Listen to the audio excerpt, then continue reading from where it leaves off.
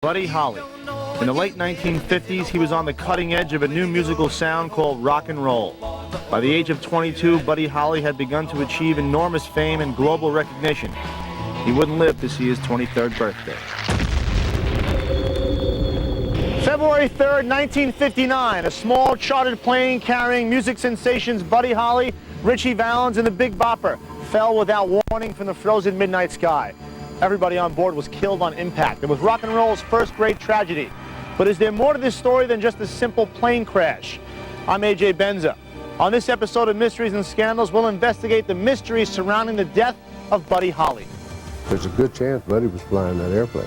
Who would shoot the pilot of an airplane when you're 4,000 feet in the air? Was it an accident or was it murder? We'll also look back at the meteoric rise of this ambitious young Texan with a pocket full of songs and a six-string guitar. Buddy was going for the whole enchilada. Buddy was like our leader, our general in the music. And we'll relive the events that led to the tragic end of this rock and roll legend. We should all move to New York because we'd maybe Buddy wouldn't have gotten on the plane. Join me as we search for clues about what happened aboard that plane. What secrets about the crash have been buried all these years? Most importantly, could the tragic death of Buddy Holly been avoided?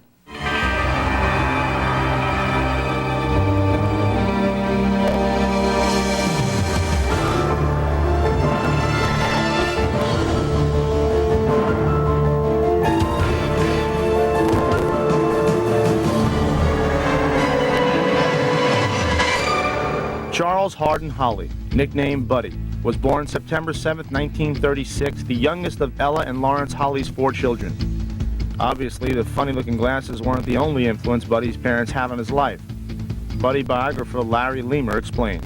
Buddy had a real musical family. He grew up in Lubbock, Texas, and his parents were musical, and his brothers as well. Travis Holly was 9 years older than his brother Buddy. I had picked up a guitar overseas and learned how to play it. And Buddy became enamored with that. We managed to teach him a few chords and things like that. And from then on, he was pretty well a musician. Peggy Sue Guerin was a childhood friend and the inspiration for one of Holly's best-loved songs. Peggy Sue remembers Buddy's musical roots. Some of the addresses that he lived were in East Lubbock. There was probably some black influence in the way he played, the way he thought and could hear music. Through his high school years, Buddy Holly performed whenever and wherever he could. He even showed up to play at the grand opening of a local gas station. In 1955, Buddy graduated from Lubbock High School and dedicated himself to music. He teamed up with Jerry Allison, who eventually became the Crickets drummer. When Buddy and I first played in the band together, he had to play the country gigs to make the money.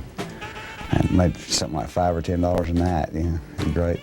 But that's how we started hanging out, and then we started hanging out and practicing, listening to R&B stations, which were hard to find in the 50s in West Texas. Gary Busey was nominated for an Oscar as Best Actor in the 1978 film, The Buddy Holly Story. He would listen to the Louisiana Hayride, a radio station out of New Orleans, and Little Richard was on there a lot. Little Richard played piano. Da-da-da-da-da-da-da-da. So Buddy Holly played guitar. Well, well, well, the way you dance and hold me tight, the way you kiss and say goodbye. In 1956, 20-year-old Buddy was inspired by the showmanship of a fellow country boy named Elvis Presley. That you love me, you just wait on me. Bill Griggs is a Buddy Holly historian. He saw Elvis the very first time he appeared on the Ed Sullivan Show and wondered, how can you do that on television and get away with it? And then started to emulate Elvis. Later that year, Elvis appeared at the Fair Park Coliseum in Lubbock, Texas. The stars from the Fair Park Coliseum, after they played there, they'd come out to the Cotton Club night. We played the dance at the Cotton Club before the stars got there. We were sort of tearing our gear down, and Elvis and the guys were sitting there, and Elvis was carrying the equipment. Buddy, of course, wanted to meet him so bad, and he went backstage to meet him and got to talking with him, and evidently they had passed the guitar back and forth and did a little playing, and Elvis told him, man, you're ready right now. Elvis was right.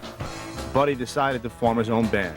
We got a fellow named Joe B. Malden, who was playing with a local band named the Four Teens, and we sort of stole him from that band. By 1957, 20-year-old Buddy had his group together.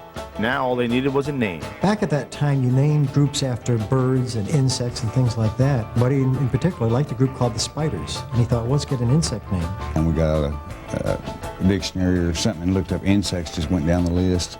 We could have stopped at Beatles, but we didn't. We went on to the Crickets. And there's also a lot of crickets around Texas that year. They chirp and make noise, and so that's how we got the name. It was an exciting time. The music was beginning to change, and it was the new sound. They set up a recording session over at Norman Petty's studio in Clovis, and they recorded a song called That'll Be the Day. Norman Petty, the manager of the Crickets, pitched That'll Be the Day to several record companies in New York. The demo was finally bought by Decca Records for a measly $150. But would it be a hit? For Buddy and the Crickets, the waiting game was on. Things seemed to move slow. He was out of money and wondering when it was going to happen. But we looked at Billboard every week, you know, be on the bottom of the charts, and we said, wow, we may actually get to go to Chicago, you know, some big town like that. My older brother said, let's go call that guy in New York and find out what the situation is. And they called it there, and the guy told him, said, oh, buddy, your record's a hit. It's a smash. It's playing all over town right now. It was just exciting to be able to know that these songs were going up these mysterious charts, and that the people were buying the records, and that they loved the music, and that it was all over this country. Finally, a fellow named Irving Fell called that did Super Shower of Stars. He called and booked us for 17 weeks. We said, we have made it. You know, we're the ones. Got to New York and we looked at the buildings like that. Buddy Holly and the Crickets had arrived, but how would the good old boys handle the pressure of the big city? When we come back, what turn of events forced Buddy to participate in that doomed final tour? And what caused Buddy's plane to crash? Was it weather, pilot error, or something more sinister? In 1957, 20-year-old Buddy Holly was just starting to make a name for himself. Buddy and his band, the Crickets, was slowly climbing up the music charts with the hit song, That'll Be the Day. The group went on tour up and down the East Coast with their rockabilly meets rhythm and blues sound. Buddy and the Crickets were featured along with the hottest R&B acts of the day, including Little Richard, Chuck Berry, and Fats Domino. Needless to say, audiences were surprised when the Crickets turned out to be as white as the T-shirts they were wearing. Longtime Apollo Theater employee Billy Mitchell recalls stories of Buddy's opening night at the famous Harlem Night spot. Well, everyone around here just assumed that he was black. The announcer announced him on that particular night that he was coming here to perform. Ladies and gentlemen, we want to welcome to the stage Mr. Buddy Holly. And he walked out on stage, and all at once, collectively, everybody says, "Huh?"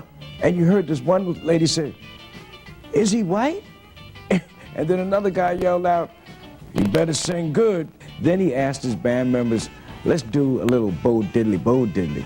So they did some Bo Diddley, started dancing around the stage and whatnot, and before you know it, Buddy Holly and the Crickets had the Apollo Theater in his hands. Over the next several months, Buddy and the Crickets toured around the country. They also appeared on popular television programs like American Bandstand and The Ed Sullivan Show. The boys from Lubbock were enjoying the perks of celebrity. Crickets had a lot of success. By the summer of 1958, Buddy had met a woman in New York City named Maria Elena Santiago, and he fell in love with her, and they got married. Along about July 22nd, 1958, Jerry Ellis and I eloped. We called Buddy from Dallas the next day, and he said, okay, we'll honeymoon together. 21-year-old Buddy found wedded bliss with his new bride, but sadly for Buddy and the Crickets, the honeymoon was about to end. You see, Buddy had big plans for his career, and success wasn't going to find him in Texas. Buddy was going for the whole enchilada. He wanted to keep working, stay in New York. He wanted to start a publishing company, and in order for that to work, he felt that it needed to be in New York City. The Crickets were preparing to move there and decided, no, they didn't want to go to the big city. They'd rather stay out west. The band split up, and Buddy was left to pursue a solo career. You know, I don't know what all the reasons were, but it was a bad mistake. We should have all moved to New York because we'd have, you know, maybe Buddy wouldn't have gotten on the plane. I've always regretted that we didn't stay together. Buddy decided to form a backup band. He turned to one of his closest friends, Waylon Jennings, with an offer he couldn't refuse. He brought in this bass, threw it over to me and said, now learn to play that, you got 2 weeks. So I memorized every one of his songs. Buddy needed money. He was cash poor, and he thought by going on this tour he could get some ready cash so he could get a lot of his other endeavors going. So he went to an old friend, Irvin Feld, and Feld suggested that they put together a tour just for Buddy and some other up-and-coming rock stars. The other headliners on the 1959 Winter Dance Party Tour were Richie Valens with his smash hit song La Bamba, and the Big Bopper, J.P. Richardson, known for his upbeat single Chantilly Lace. They traveled in the dead of winter through the frigid Midwest. This would forever be remembered as the Tour from Hell. The group on the Winter Dance Party tour for 24 days in 1959 were given a series of buses that kept breaking down. And on February 1st, 1959, they were on their way to Green Bay, Wisconsin for a show. And they broke down out in the middle of nowhere. We were going right down the road, it's 40 below, and the bus froze up. And they thought they were going to die. We were wrapped up in the bus with the heater going on, but they had to come out there and get us with the sheriff department. And then they went on to what was going to turn out to be their last date, which was Clear Lake, Iowa, at the Surf Ballroom. Scott Anderson is the present owner of the Surf. The place was packed. They had upped the price that night to a whole $1.25 opposed to their usual 50 cents. The concert was a huge success. After the show, Buddy couldn't stand the thought of returning to that cold, crowded bus. Buddy decided, let's hire a plane and we'll take myself and my band to the next venue. He wasn't originally going to take the Big Bopper and Richie Valens. He was going to take Tommy Allsup, who was his lead guitarist, and Waylon Jennings. But as you can imagine, no one wanted to ride the stinking bus. Richie Valens and Tommy Allsup flipped a coin.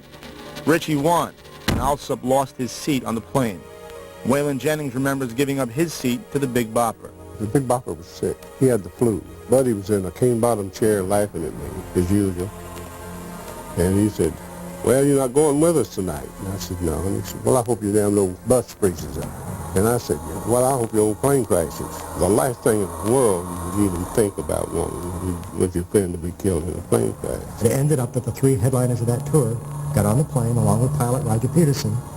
So within 2 to 3 minutes of takeoff, the plane crashed, and the news went around the world. The first rock and roll tragedy.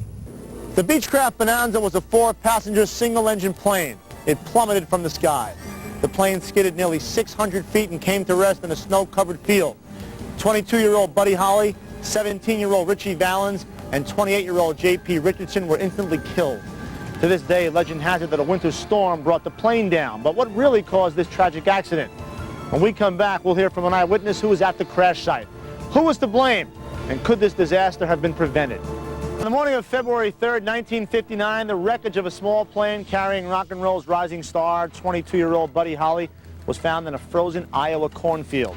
It took rescuers 10 hours to locate the mangled debris after the plane fell from the sky. Welcome back to Mysteries and Scandals. I'm A.J. Benza. Buddy Holly, Richie Valens, and the Big Bopper were thrown from the wreckage while the pilot's body remained trapped inside. Local resident Leroy Morford was at the scene of the 1959 crash. When we got there, the bodies had already been picked up, but the pilot, Roger Peterson, was still in the plane, and they had actually cut the plane apart to get him out. There was no way you could hardly tell it was an airplane. The official cause of the crash was pilot error. If you have a plane crash and the pilot dies, you blame it on the pilot. That's very easy. Well, what if the pilot wasn't actually flying the plane? There's a good chance Buddy was flying that airplane. There's a good chance. But the reason I know that, we flew all over West Texas and a bunch of places, you know, and every time that plane would get off the ground, he'd say, let me take it. And a great Buddy Holly asked him, let me take the wheel. Now, what's he going to say? Others don't buy into the theory that Buddy was flying the plane. The physical evidence disproves that. The crushing wounds to the pilot's body were similar to someone coming in impact with the control column. Still, there is suspicion among some Iowa residents that the crash was caused by foul play. For one thing, the wreckage of the plane hasn't been seen since 1959. Who's got the plane? Where'd it go? When will we see it? And the other mystery in my mind, was it an accident or was it murder? The plane crashed on the Albert Jewell farm. And a couple months later, when he was ready to plow for crops, Albert Jewell was out picking up pieces of the wreckage, and he found a pistol. So he turned it in to Sheriff Jerry Allen. And it wasn't clear at the time when they found the gun who it belonged to. Some people even allege that the pilot had been shot. Now, first of all, who would shoot the pilot of an airplane when you're 4,000 feet in the air? But Buddy did have a pistol on board, so we have to go look into that. Sheriff Allen examined the pistol and discovered it had been fired. That's when the rumors started. Perhaps during maybe some kind of scuffle or disagreement on the plane, that the gun discharged and either struck the pilot in the back of the head or the back of the neck, and he was out of control. I did go back and find the doctor who did the autopsy on the pilot and asked him to review his autopsy report and see if there were any injuries at all that would be consistent with a gunshot, and he didn't find any. Albert Jewell came back over to Sheriff Allen and said, did you find out who owned the pistol? And Sheriff Allen said, yes, it was Buddy Holly's. And Albert Jewell says, well, it works.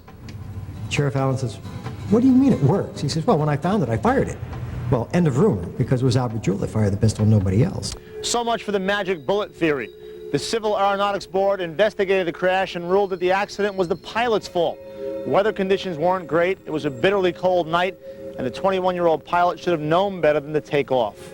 I'm fairly confident that the pilot was having second thoughts. He got to the end of the runway while waiting to taxi on the takeoff and decided that this isn't for him, this isn't a good idea. Well, he said, number one, if you have ice on the wings, the plane gets heavier. The plane was at maximum as it was. Number two, if you have ice on the wings lose their shape. You lose the aerodynamics. You lose lift. The wind was blowing, the plane was shuffling around out at the end of the runway. But I'm also convinced that the singers persuaded him that if they were to get to their next gig, he had to be the one to get them there. The answer is that plane never should have taken off. That would have been the decision to make. Instead, a fatal decision was made and the impact was felt around the world. Up next, the dreams that were destroyed and the lives that were forever changed by this senseless and unexpected tragedy. In 1959, the tragic plane crash that took the life of 22-year-old rock and roll icon Buddy Holly shocked the nation. For so many, it was, as the song says, the day the music died. I was in junior high school. We had a big brown radio that went up like this, and the news came on. There'd been a plane crash. Clear Lake, Iowa. Buddy Holly, Richie Valens, the Big Bopper are dead. And it was like air went out of me. I'm only 12, but I realized we have just lost something major. And I remember the DJ saying, that's yet another song by the late Buddy Holly, who died this morning in a plane crash. And I remember pulling to the side of the road, no tears, more of shock, because our heroes aren't supposed to die. And then all of a sudden, they said, Buddy's killed. I said, surely not. My wife met me at the door and said, your brother has been killed in a plane crash. It was like somebody had literally reached up and just turned all the lights out. Totally dark. The plan stopped. The publishing company was not going to be. There would be no record label. It just stopped. The Winter Dance Party Tour and the rest of Buddy's band arrived at their next gig in Fargo, North Dakota. They hadn't yet heard the news. The guy come to the front door, the tour manager. He said, come here, I got to talk to you. And I knew something was bad wrong. And I said, no. And didn't know why. I just said, no. I said, them boys didn't make it. So that plane crashed. And I didn't know what to do, I mean, there I was, All I wanted to do was go home. Despite their grief, the musicians were told the show must go on. To ensure this, the managers of the tour made a handful of promises to Buddy's band. We'll give you a plane ticket home for the funeral. First class, said we'll take care of you and everything. We'll give you what we were going to get Buddy, but please don't leave. Don't leave the tour. 50s rocker Bobby Vee was added to the concert lineup for the remainder of the ill-fated tour. I remember seeing Tommy Alsop, the lead guitar player for Holly at that time, and seeing his eyes were all glossed over, and he wasn't there. His body was there, but he wasn't there. Every once in a while that I was singing, every once in a while I was playing bass and probably playing the wrong song.